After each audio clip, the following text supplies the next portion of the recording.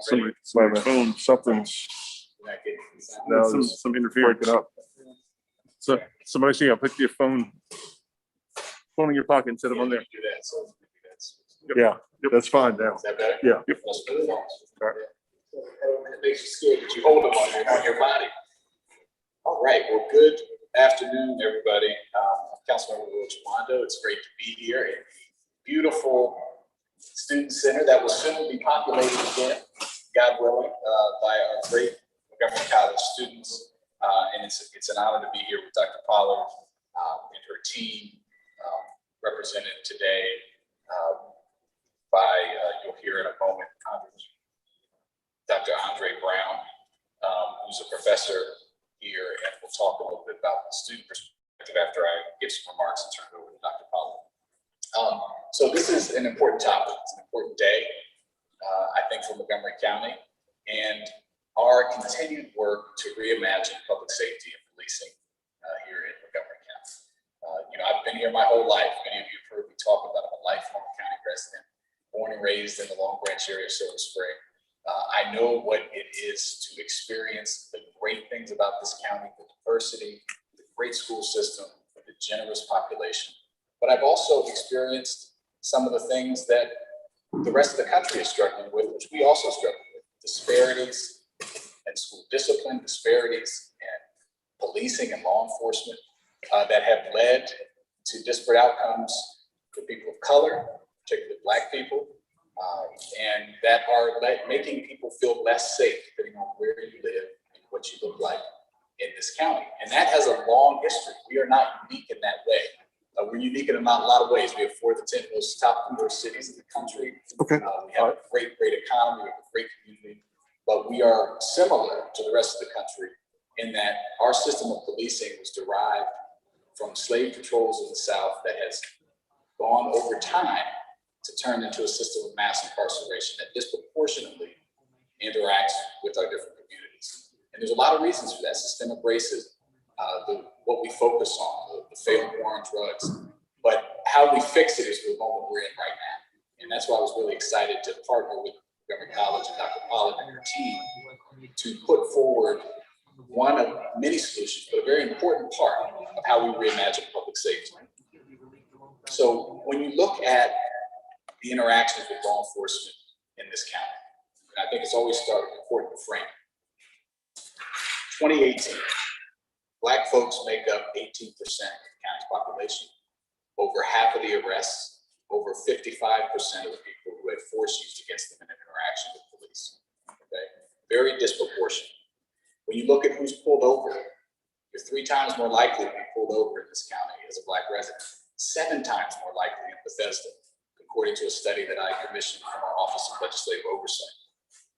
In our school system, half of the students arrested over the last 4 years are Black students. If you add the Latino students, over 75% of the students are Black and brown arrested, despite the fact that Black students represent 20% of the population. Our juveniles arrested, over 50% of our juveniles are Black, despite representing 19% of the population. You go down the list, you see disproportionate contact. And it doesn't matter what the setting is: school, community. And this has real life consequences. It interferes with job prospects. It interferes with how you feel protected in your community. It also can lead to death. And yes, we've had cases here in Montgomery County where we've had a non-Black man killed by police. Fanon Burhead was dealing with a mental health crisis last summer during the pandemic, never arrested, was killed in front of his home. Robert White, 2 years ago, killed walking in his neighborhood, a walk that he had done hundreds of times because the officer said he had a ripped jacket. We've had officers charged and convicted by a jury of their peers for kneeing in the neck, in the head. 6 months before George Floyd was killed, we had an officer convicted by a jury for kneeing Mr. Pessoa, a young Latino man, in the back of the head outside of the McDonald's. He was convicted of assault. So we have these issues here. We are not immune. And that doesn't mean every officer is racist or that they're not good police officers. They're absolutely great police officers. Many people don't know I worked 20 years ago as an AmeriCorps member at the Montgomery County Police Department. And I have lifelong friendships with many officers who are still in the force and many others who have retired. This is about a system that leads to these inequitable outcomes. And part of fixing that system, we have to do many things and we have to do them all at the same time. But a big part of that is changing our hiring practices, changing who we bring in, how we train them, what we direct them to do, and what they learn, and using that to evaluate whether they're the right people, the right guardians to be protecting and serving our community. And that's what this is about. We certainly have spent a lot of work, and you all know I've spent a lot of time working on accountability and transparency and changing our use of force policies and making sure that we have independent investigations, and all that work is extremely important. But so too is building the next generation of police officers and guardians in our community. And that's what we're here today to announce a step forward in that work in partnership with what I will continue to say. And we're really sad to be losing Dr. Pollard, but the #1 community college in the nation. This is going to be a model for the nation. Policing in the United States has some of the lowest amounts of training required in academy in the industrialized world. If you go to Europe and much of Asia, police officers are in school for 1, 2, or 3 years. It's an academy model where they learn many other topics, some of which this program will find, we'll talk about and discuss here in partnership, and you'll hear about that shortly. But we need more training. Is training a panacea? Absolutely not. But are there things that you can't do in 24 weeks that you could do in this extra 5 weeks? Absolutely. And so it's progress to that goal. And so what we've worked on in partnership over the last year is a program that would be a 30-hour program that this bill would require for all prospective police officer candidates. They will have to learn about things, and I'll let Dr. Brown talk more about this, Dr. Pollard, related to racial equity and social justice, related to the history of policing, related to communication skills, de-escalation. These are critical components that when you're in 24 weeks in the police academy, which is what we do here in Montgomery County, you're not allowed, you don't have time or necessarily expertise to go into these topics. And equally as important, your performance in this course must be used as an evaluation tool about whether you should enter the academy.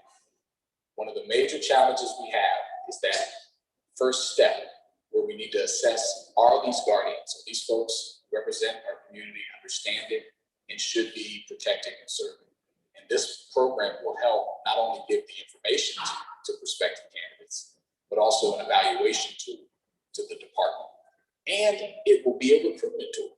And you'll hear that more as well. But this is not just about laying on requirements. This is about saying to our public, saying to the students in Montgomery College, we need you to be the next generation of law enforcement, the next generation of guardians, to erase those disparities I talked about and make sure everyone who lives in our county feels safe and protected by their law enforcement. And that's what this is about. So I'm excited. It will also require continuing education for current officers and senior leadership, because you don't change the culture just by training who's coming in. You need to train everyone that's there as well and create a hospitable culture in the entire department. So this is an exciting program, and I'm really excited to partner with Dr. Pollard. So I want to turn it over to her and just thank her again for partnering with me, partnering with my office to push this forward. This is going to be a big step forward for Montgomery College and for our county and for our students. So with that, Dr. Darren Powell. Well, thank you so much, Councilmember Jawando. I do believe this is a watershed moment for several reasons, and I'm honored to be here and to be a part of what I believe is going to be a defining moment for Montgomery County and certainly for Montgomery College. I'm also wanting to thank you for being here and joining us in our Rockville campus and our new Student Services Center here on this campus. We had a virtual opening, which you were a part, but we were not able to have people in it. So to actually be back on campus is an opportunity for me to say thank you again to the Montgomery County Council and certainly to our Education Committee for the work that they've done in supporting the students who attend your community college. So thank you so much for that. Now on today's topic, Gardez bien, or guard well. This actually is worn on the sleeve of every police officer in Montgomery County. And while I'm not a student of Montgomery County history, what I will tell you is what I know for sure, is that we cannot leave this task to guard well solely to the brave men and women of our police department. It is incumbent upon all of us to play an active role in this. It takes all of our community to keep us safe, healthy, vibrant, and to ensure that this is a place that we want to live and that we have the ability to raise our families in, and certainly to feel safe doing so. For those of us at the college, we must be prepared to help educate and train the next generation of police officers, to help ensure that officers have the knowledge, the skills, the comfort level, the ability that they need to do the work that is necessary for our community. That is why Montgomery College is here today. That is why we are prepared to support Councilmember Jawando and his work to eradicate inequities that exist in policing. With the videotaped death of George Floyd making such inequities abundantly and crystal clear, none of us gets to close our eyes from that moment. None of us gets to ignore what it brought to the forefront of what many people have seen happening in this country. But what I thought it did so powerfully, it called to our Montgomery College faculty to think about the curriculum that we offer at Montgomery College in this space, to make sure that it's relevant, to make sure that it meets community needs, and to ensure that it reflects our Department of Policing and what it needs as well. Just as they started down that road, I heard from Councilmember Jawando, which I love how the universe works. It brings things together when it is meant to happen. And he asked us to deepen our efforts, to think anew about how the college can contribute to training and education of police officers. And I want to thank our array of faculty and staff who helped to produce this community-informed police training report that was led by Dr. Rye, our Chief Academic Officer, Dr. Benjamin Adine at the institution that covers many of the areas engaged here, and Mr. Steve Greenfield, who leads so much of our work in community and workforce development. They brought together faculty from sociology, anthropology, criminal justice, and psychology, along with our Institute of Race, Justice, and Civic Engagement here at Montgomery College, to think about our college's role in preparing tomorrow's police officers. The goal of our shared efforts with the county will be to develop deeper connections in race equity perspectives, including unconscious bias and the historical and structural aspects of race in this country, as well as a comprehension of the various cultural dynamics of the communities here in our county. Additionally, our phenomenal faculty, I'm just going to take a point of pride to say that, they are outstanding members of the Academy. They recommended spending significantly more time on skills in mediation, conflict resolution, de-escalation, and community skills and communication skills. Again, I am proud to be here with Councilmember Jawando, and I thank you for your efforts to help Montgomery County to be a safer place for everyone to live. And I have no doubt that being here today doing this work together will be a nationwide model. Locally, our hope is that efforts might mean truer commitments to and a more radical understanding of the notion of Garde Diem, to guard us all well. And as someone who's lived in this county for 11 years, who has the privilege of raising one beautiful, talented brown boy here, I must say this is something that brings me great joy to know that I've been part of an institution, part of a community that continues to figure out how to live its values out loud. It makes no difference if we have it on a piece of paper. It makes no difference if you tout them as a part of political speeches. It makes no difference if you don't live them. So this idea of actually being a part of the solution is something I'm so tremendously proud of Montgomery College for. And I'll take the privilege of introducing Dr. Andre Brown with just a few words. He is one of the many faculty members for whom not only is the present of Montgomery College is about, but the future of Montgomery, because he has contributed to this visionary work. He's a psychology professor who has significant experience in civic engagement and in the law enforcement space. I'm grateful for his help in this work, and I'd love to end Montgomery College's role in this press conference by having you hear from Dr. Andre Brown.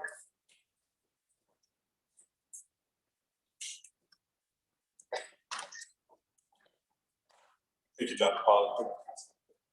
And so good afternoon, everyone. Over the past several years at Montgomery College, our community has really taken a deeper look about what it means to be a college in the community, and what it means to be really a representative of this space. And so when we look at diversity and recognizing that Montgomery County is one of the most diverse communities in the country, and also thinking about diversity not as just our ideology, and it's also about our perspectives, but about race, class, gender, sexual orientation, socioeconomic status. We really do represent here at this college, this community that we're embedded in. And so when the opportunity came to further expand and deepen our thinking about what it means to support our police department, the Montgomery County Police Department, we really stepped up and took it as a challenge of pride.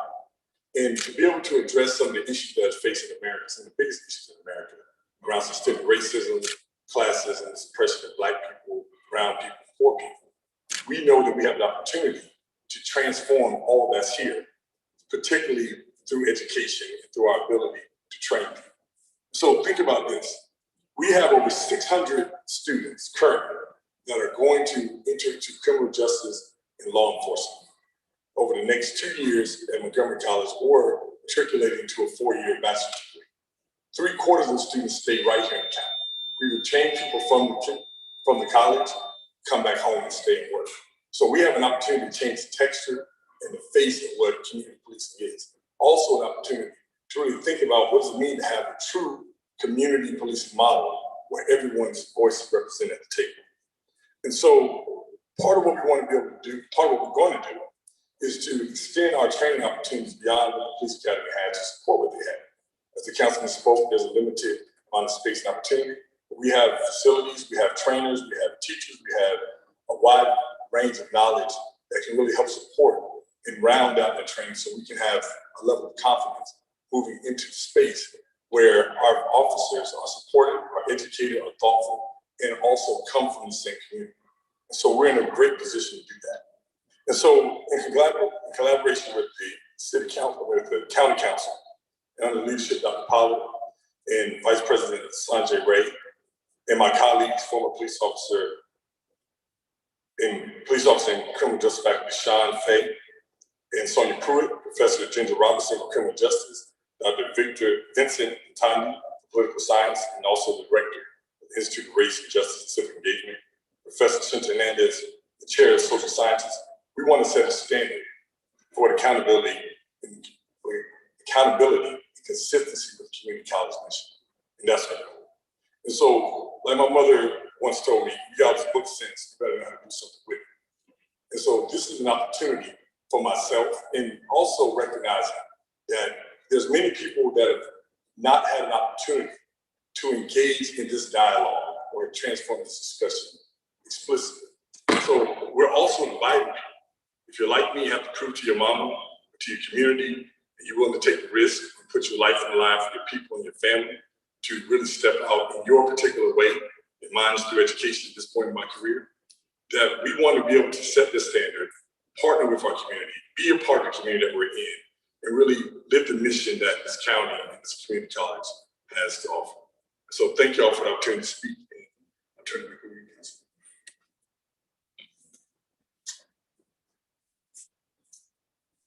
Bring this back down. I got it. Thank you, Dr. Brown. Thank you, Dr. Pollard.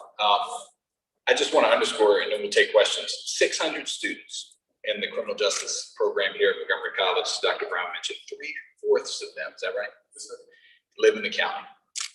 And if you don't know the statistics of Montgomery College, majority Black and brown, majority first generation. These are the folks who understand this community in a deep way. And if you're going to transform and reimagine public safety, what a better place. There's no better place to start than with the students here at Montgomery College. And we take anyone and will be in this program, but I just think that gives you a basis. That's about half of the police department. that's already in school here right now. So with that, we can take some questions if there are any. So, yes. Hi, I hope everybody's doing well. It's nice to be at an in-person press conference. So it's You're good to welcome. see everybody here. Is the course going to be taught by educators or police officers or a combination of both? Yeah, I'll let that, Dr. Brown, Dr. Probable speak to that. I'll just say the answer I think will be both. There are police officers that contributed. You heard Dr. Brown mention former Captain Sonia Pruitt, who was the first African-American woman to ever become captain, who's now faculty. You know, you can come on up if you want to answer that as well. So it will be a collaboration, just as this process was. But let me let some folks from the college come up. So the response to that, good afternoon. I'm Eric Benjamin. I am the Dean of Education and Social Sciences at Montgomery College. And interestingly enough, many of our faculty members are either current police officers or former police officers. So working in that space, the ability to have the real world experience and the understanding of the context with which they perform their duties and their service to the county is essentially embedded in the training. Thank you. And is there going to be a cost associated with taking the course? At this point, there will be some cost looking at covering the cost of the course and the materials. Okay, and do we feel that that might deter residents coming from a low-income background from enrolling in the course? You know, it's one of the things that we've always been very proactive in doing at Montgomery College. It's around the notion of the college's mission to empower students and to be accountable to the community. For looking at this work, we have intentionally worked in making sure that we can support our students into getting this opportunity, as we currently do with our existing, as Dr. Brown alluded to a moment ago, our criminal justice students that we do right now. And what's interesting about it, they do reflect the wider diversity of the county and being able to tap in that. And in addition to that, we also have long-standing relationships with Montgomery County Public Schools, and we'll be able to tap into that. I can just amplify one point. Education always has a cost, and I so appreciate the question you asked. I'd also offer that ignorance has a higher cost. So for us, the belief is that we try to provide highly accessible, low-cost education to the residents of Montgomery County, and we do that with excellence, and we know that. So as a result of that, we're looking at multiple delivery forms that may help reduce the cost in some cases. We'll also be able to provide this both in credit and non-credit formats, which will be very useful to our students. And also very important to this, we have a robust Montgomery College Foundation that will provide and works with our financial aid office to provide scholarship opportunities for students. So there are, I think, a robust set of resources, particularly, and I love your description, so many of our students who come to us because poverty continues to be the #1 barrier to education. So we work very hard with the resources we have, both from the county, from the state, and certainly from the federal government to ameliorate as much of that as possible. Great question, though. Thank you. Thanks. And one more question, if I can. I guess in terms of Councilmember Jawando, you talked about this being used as a bit of a recruitment tool going forward. Can you elaborate on that and how it's going to be used as a recruitment tool for this department that, and in just the last several weeks and months, has admitted that it's having trouble not only attracting but retaining talent? Yeah, absolutely. I think it's one of the most important points of what we're trying to do here today. And I'll answer that question, but I just want to add on something that Dr. Powell said. The department already requires the equivalent of either 60 credit hours or 2 years. Some departments in the country have gone to 4-year degrees. So there is already a requirement of some education to come in. This is a 30-hour, 5-week course. So just in the scale and scope of things, but to Dr. Powell's point, extremely important. And we want to make sure it's accessible and affordable. That'll be part of the commitment. But I think the recruitment aspect of this is very important. You often hear we want officers to reflect the diversity of the community, to live in the community, to understand the folks that they're interacting with. And I think by grounding this course in topics that are not taught at police agencies across the country, and because of the history of policing, things like racial equity and social justice and these communication skills and conflict resolution and the history of policing, all those things, I think that will, if you're a young person today, like I was 20 years ago, going to work at the department as an AmeriCorps member, and you see that your department, your county, is taking the lead and trying to be a part of the reimagining policing conversation, and focusing on these types of initiatives, that's going to open up a whole different crop. 600 of the students here, right? But there's others in this county that I think in other places across the country that are going to say, hey, they're trying to do something and really work at these disparities, not running away from it. They want to be a part of it, and they're incorporating it in their training. Because I've spoken to so many officers who come to me quietly or behind the scenes and say, thank you for doing what you're doing, who feel that they don't have the words or the ability to have these conversations when they see something happen on the street that is not, they know shouldn't happen. And I think so you open up. I think oftentimes in education in the world, we have a deficit mindset. It's like, well, we're losing recruits, we're losing these people. But the opportunity here is to open it up to a whole range of other types of folks who we all say we want our police department, our community to reflect. I think that's the real recruitment strategy tool.